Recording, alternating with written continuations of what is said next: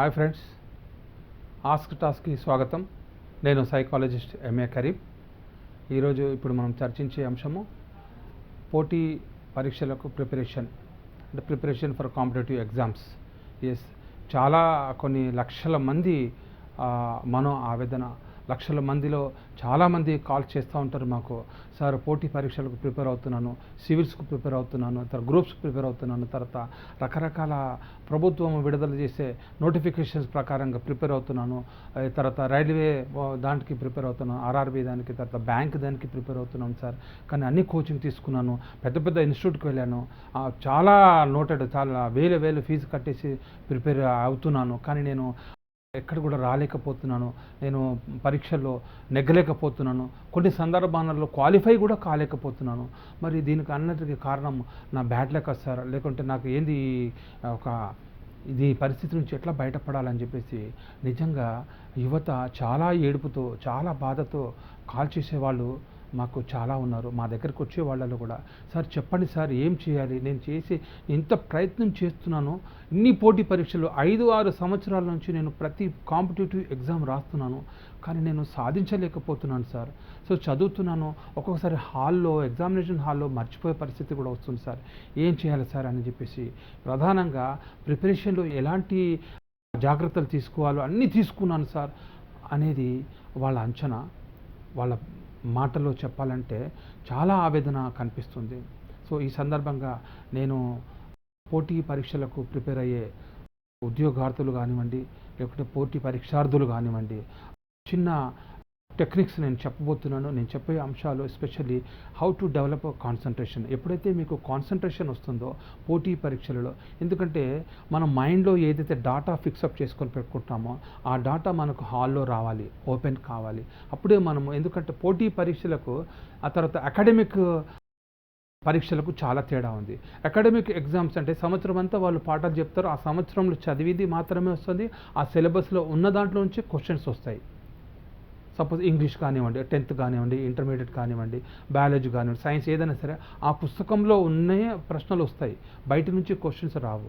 కాబట్టి ఆ బుక్ అక్కడ మీకు స్కూల్లో సార్ చెప్పిన, మేడం చెప్పిన, సార్లు చెప్పిన కానీ, లేకపోతే టీచర్ చెప్పిన విషయాలు చదువుకుంటే చాలు. అదే ఆ కాలేజ్లో సార్ ఇతర ప్రొఫెసర్స్ చెప్పిన విషయాలు, లెక్చరర్స్ చెప్పిన విషయాలు చదువుకుంటే చాలు, మీరు క్వాలిఫై అవుతారు. అక్కడ పోటీ లేదు, ఎంతమంది అయినా ఫస్ట్ రావచ్చు, ఎంతమందికైనా ర్యాంకులు రావచ్చు. కానీ కాంపిటేటివ్ ఎగ్జామ్లో అలా కాదు. ఈ పోటీ అనేది ఇందులో టాప్ వస్తే సరిపోదు, టాప్లో టాప్ రావాలి, అందులో వాళ్ళు వేరుకుంటారు ఆనిముత్యాలను తీసుకున్నట్టుగా. సో మీ స్థాయిని, మీ అంచనాను, మీ టార్గెట్ను, మీ కెపాసిటీని సూచించేది ఈ పోటీ పరీక్షలే. అంతేగాని పోటీ పరీక్షలే జీవితం కాదు, జీవితంలో ఒక భాగమే. మరి జీవితంలో ఒక భాగంలో పోటీ పరీక్ష. మీ జన్మకు మీరు కావాల్సిన ఒక ప్రొఫెషన్ని మీరు ఎంచుకోబోతున్నారు. ఇప్పుడు ఒక ఎగ్జామ్ రాయబోతున్నారు, సపోజ్ రైల్వే గురించి రాస్తున్నారు, లేకుంటే ఒక ఎలక్ట్రిసిటీ గురించి డిపార్ట్మెంట్లో మీరు ఎగ్జామ్ రాయబోతున్నారు, లేకుంటే ఇక్కడ చాలా ఎగ్జామ్స్ ఉన్నాయి, గ్రూప్స్ రాస్తున్నారు, సివిల్స్ ప్రిపేర్ అవుతున్నారు. సో ఎందుకు చెప్పుకోవడానికి కాదు.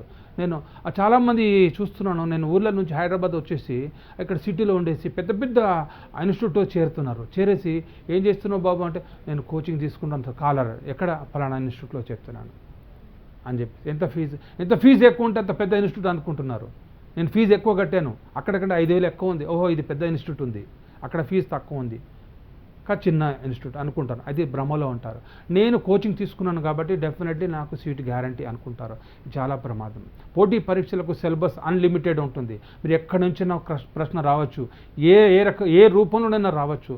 సో ఏ రూపంలో వచ్చినా, ఎక్కడి నుంచి వచ్చినా ఆ ప్రశ్నలకు సమాధానం చెప్పే స్థాయి మీ దగ్గర ఉండాలి. మరి అది ఎక్కడి నుంచి వస్తుంది?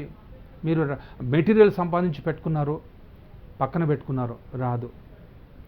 మీరు పెద్ద పెద్ద ఇన్స్టిట్యూట్లో వెళ్ళారు, కోచింగ్ తీసుకుంటున్నారు, రాదు. ఎందుకు రాదు?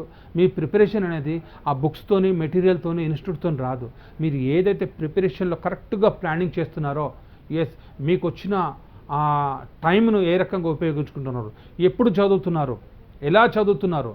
కావాలని చెప్పేసి నేను చాలామందిని గమనిస్తున్నాను, వాళ్ళు రాత్రి 9-10 గంటలకు భోజనం చేసుకొని 11 వరకు అలా టైంపాస్ చేసి 11 o'clock బుక్ ముట్టుకొని రాత్రి 1-2 వరకు చదువుతారు.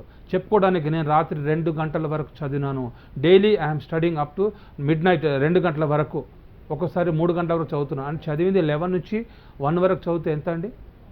2 అవర్సే. దినమంతా సమయాన్ని వృధా చేసేసి రాత్రి బుక్ పట్టుకొని తనకు తాను నేను బాగా చదువుతున్నాను రాత్రి, ఎందుకంటే నాకు ఎవరు అందరూ పడుకుంటారు, నాకు మంచిగా ఉంటుంది. అలా కాదు. నలుగురిలో ఉండి కూడా మీరు ప్రిపేర్ కావచ్చు. మీరు నలుగురిలో ఉండి కూడా మీరు చేయాల్సిన పనులు కరెక్ట్గా చేస్తే అది మీకు సాధ్యమవుతుంది. సో ప్రిపరేషన్లో ప్రధానంగా లోపం ఎక్కడ జరుగుతుంది? కాంపిటేటివ్ ఎగ్జామ్లో పోటీ పరీక్షార్థులు జాగ్రత్తగా ఉండండి. ఎస్, మీ ఉద్యోగానికి లేకుంటే మీరు ఏదైతే ప్రిపేర్ అవుతున్నారో ఈ జన్మకు సంబంధించిన ఉద్యోగాన్ని మీరు సాధించబోతున్నారు. ఒక్కసారి మీరు ప్రయత్నం చేసిన తర్వాత మీకు సెంట్రల్ గవర్నమెంట్ అయితే 60 సంవత్సరాలు, మామూలుగా స్టేట్ గవర్నమెంట్ అయితే 58 ఇయర్స్ వరకు హాయిగా మీరు జాబ్ చేయొచ్చు. దానివలన సార్ గవర్నమెంట్ జాబ్ అంటే సుఖంగా ఉంటుంది, ఏం పని పాట ఉండదు కాదు. ఎక్కడికక్కడ ఏ డిపార్ట్మెంట్ ఆ డిపార్ట్మెంట్లో క్రమశిక్షణ పద్ధతులు పని కూర్చొని పెట్టిన ఏ డిపార్ట్మెంట్ జీతం ఇవ్వదు. కానీ గవర్నమెంట్ జాబ్ కొరకు ప్రయత్నం చేసే వాళ్ళకు ఒకటి ఏంటంటే ఒక హోదా ఉంటుంది. ఎస్, గవర్నమెంట్ జాబ్ అంటే ఒక రెస్పెక్ట్ ఉంటుంది, ఒక కరెక్ట్గా నెలకు శాలరీ అనేది వస్తుంది, భయం ఉండదు, పీఎఫ్ లాంటిది కానీ ఎవ్రీథింగ్ ఒక సిస్టమేటిక్గా ఉంటుంది. సో అందరికీ గవర్నమెంట్ జాబ్ కావాలి, అందరికీ గవర్నమెంట్ జాబ్ కావాలంటే ఆ జాబ్ ఎక్కడి నుంచి వస్తుంది? అంతమందికి ఏ గవర్నమెంట్ చేసే ప్రయత్నం చేస్తుంది, కానీ అందరికీ ప్రభుత్వ ఉద్యోగాలు ఇవ్వాలన్నా మాత్రం ఏ గవర్నమెంట్కు సాధ్యం కాదు. మన రాష్ట్ర ప్రభుత్వం కానివ్వండి, కేంద్ర ప్రభుత్వం కానివ్వండి, నోటిఫికేషన్ వాళ్ళు ఏదైతే విడుదల చేస్తున్నారో దానికి అనుగుణంగా ఎంతమంది కావాలి రిక్వైర్మెంట్ అంతమందికి వాళ్ళు ఫిలప్ చేస్తారు, అంతమందికి పిలిపించుకుంటారు. సపోజ్ 1000 మంది కావాలి, లక్షల మంది ఆ ఎగ్జామ్ ప్రిపేర్ అవుతారు. సో 1,00,000 మందికి జాబ్ రాదు. సో జాబ్ రాని వాళ్ళు, పోటీ పరీక్షల్లో ఫెయిల్ అయిన వాళ్ళు, లేకుంటే నెగ్గని వాళ్ళు కూడా మీ ప్రయత్నాన్ని ఎక్కడ లోపం ఉందో గమనించండి. చాలా 4-5 ఇయర్స్ నుంచి ప్రయత్నం చేసిన తర్వాత మీకు జాబ్ రాలేదు, మీరు క్వాలిఫై కావట్లేదు అంటే లోపం మీ దగ్గర ఉంది, ఇన్స్టిట్యూట్లో లేదు, మీ మెటీరియల్లో లేదు, మీ ప్రిపరేషన్ అనేది చాలా రాంగ్గా జరుగుతుంది. అది గమనించండి. మామూలుగా ప్రిపేర్ అవ్వడం కాదు, మరి ఏ స్థాయిలో ప్రిపేర్ అవుతున్నాడు. చాలా కమిట్మెంట్తో ప్రిపేర్ అవ్వండి. తర్వాత గవర్నమెంట్ జాబ్ కన్నా ప్రైవేట్ సెక్టర్లో చాలా గ్లోబలైజేషన్ అయిపోయింది కాబట్టి మంచి మల్టీ నేషనల్ కంపెనీస్ కూడా మంచి ఆఫర్ ఉంది. మీ ఉద్యోగ అర్హత ఏంది, మీ ఉద్యోగానికి మీ కావాల్సిన ఎడ్యుకేషన్ క్వాలిఫికేషన్ ఏంది. చాలామంది నేను చూస్తున్నాను డిగ్రీ అయిపోయిన తర్వాత పీజీ చేస్తున్నారు, మళ్ళీ పీజీ ఎందుకంటే 2 ఇయర్స్ హాస్టల్లో ఉండొచ్చు, ఫ్రీ సీట్ వచ్చింది అని చెప్పేసి. మీరు ఎన్ని పీజీలు చేసినా చదువుకుంటూ పోతా ఉంటే కాదు. మీరు ఏ టార్గెట్ పెట్టుకున్నారో ఆ చదువు చేయండి. ఇప్పుడు 5-6 ఎంఎల్ చేస్తున్నారు, అది పొలిటికల్ సైన్స్, హిస్టరీ, ఇట్లా రకరకాలుగా పబ్లిక్, ఇవన్నీ పనికిరావు. మీకు ఏదైతే సబ్జెక్ట్ ఇంట్రెస్ట్ ఉందో దానిపైననే దృష్టి పెట్టండి, దానిపైననే మీరు అటువైపే లక్ష్యాన్ని కేంద్రీకరించండి. 4 మీరు డిగ్రీ పెట్టుకొని ఏదంటే అది చేస్తా అంటే మీకు ఏ జాబ్ రాదు, ఎందులో మీరు ఎక్స్పర్ట్ కారు. కాబట్టి ఒక దాంట్లో మీరు ఎక్స్పర్ట్ అవ్వడానికి ఖచ్చితంగా నోటిఫికేషన్ రాకముందు నుంచి ప్లాన్ చేయండి. ఎంత టైం ఉంది, తర్వాత ఆన్లైన్లో ఏ రకంగా సబ్మిట్ చేయాలి, తర్వాత కంప్యూటర్ నాలెడ్జ్ చాలా అవసరం. చాలా ఎగ్జామ్స్ ఆన్లైన్లో వస్తున్నాయి. మీకు ఎంత బుక్ నాలెడ్జ్ ఉన్నా ఆన్లైన్లో ఎగ్జామ్ అటెండ్ అవ్వడం అనేది కూడా చాలా ముఖ్యం. హౌ టు అప్లై, దాన్ని ఎట్లా అప్లై చేయాలి, హౌ టు డౌన్లోడ్, మీరు హాల్ టికెట్ ఎట్లా డౌన్లోడ్ చేసుకోవాలి. చిన్న విషయాలు మనకు రాకుంటే ప్రతిదానికి ఇంటర్నెట్ ఆపరేటర్ దగ్గరికి వెళ్ళాల్సి వస్తుంది. చిన్న పనికి, 1 నిమిషం పనికి మనకు గంటలు వేచి ఉండాల్సి వస్తుంది. ఈ విషయాలలో మీరు ప్రిపరేషన్లో చాలా జాగ్రత్త తీసుకోండి. ప్రిపరేషన్లో మీరు ఫోన్ స్విచ్ ఆఫ్ చేయండి, ప్రిపరేషన్లో కంప్యూటర్, ల్యాప్టాప్ అలాంటిది పక్కన పెట్టండి. సో అది మీకు సమయాన్ని. తర్వాత గ్రూప్ ప్రిపరేషన్లో చేసినప్పుడు మీ క్లోజ్ ఫ్రెండ్స్తో ముచ్చట్లు పెట్టకండి. మీ స్టడీ ప్రిపరేషన్ అయినప్పుడు తెలియని వాళ్ళతో కూర్చోండి. తెలియని వాళ్ళతో క్లాస్ రూమ్లో ఉన్నప్పుడు మీరు ఫస్ట్ రోలో ఆర్ సెకండ్ రోలో కూర్చునే ప్రయత్నం చేయండి. కోచింగ్ ఇన్స్టిట్యూట్లో ఉన్నప్పుడు ఎక్కడో లాస్ట్లో కూర్చొని అలా మీరు ఎన్ని సంవత్సరాలు చేసినా రాదు. తర్వాత ఎప్పుడైతే మీరు ఇన్స్ట్రక్టర్స్ కానీ ప్రొఫెసర్స్ కానీ తర్వాత మీకు ఈ ట్యూటర్స్ ఎవరైనా చెప్పేటప్పుడు వాళ్ళు ఏదైనా క్వశ్చన్ అడిగినప్పుడు ఆన్సర్ చెప్పే ప్రయత్నం చేయండి, ఇన్వాల్వ్ కండి. తర్వాత చెప్పిన తర్వాత వచ్చిన తర్వాత అయిపోయింది కదా నేను డేలో చదివాను కాదు, మళ్ళీ దాన్ని రివ్యూ చేసుకోవాల్సిన అవసరం ఉంది. ప్రతి వీక్లీ వన్స్ రివ్యూ చేసుకుంటేనే మీకు జ్ఞాపక శక్తి ఉంటుంది. మెమరీ ఉండాలంటే కాన్సన్ట్రేషన్ రావాలి. కాన్సన్ట్రేషన్ కొరకు ఎక్కడ ప్రపంచంలో మందులు లేవు.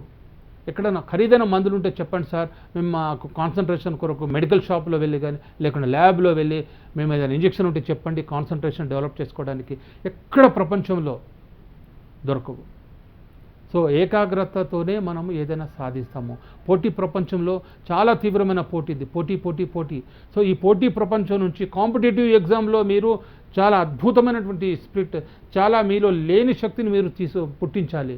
మీ లోపల ఉన్న అంతర్గత శక్తులను మీరు గుర్తించగలగాలి. ఆ శక్తి మీద మీరు మనసును కేంద్రీకరిస్తే మీరు ఏదైతే పరీక్షకు ప్రిపేర్ అవుతున్నారో డెఫినెట్లీ మీకు వస్తుంది. నేను ఈ సంవత్సరం ఈ ఉద్యోగం సాధిస్తాను, అంటే మీరు సాధించగలుగుతారు. నా వల్ల కాదు అంటే అది కానే కాదు. సో ప్రిపరేషన్ అనేది చాలా ముఖ్యం. ప్రిపరేషన్లో మీరు కాన్సన్ట్రేట్తో చేయండి. ప్రిపరేషన్లో అడ్డంకులు తొలగించండి. ప్రిపరేషన్లో ఎక్కడ సమయం వృధా అవుతుందో మీరు గమనించండి. I wish you all the best. Thank you very much.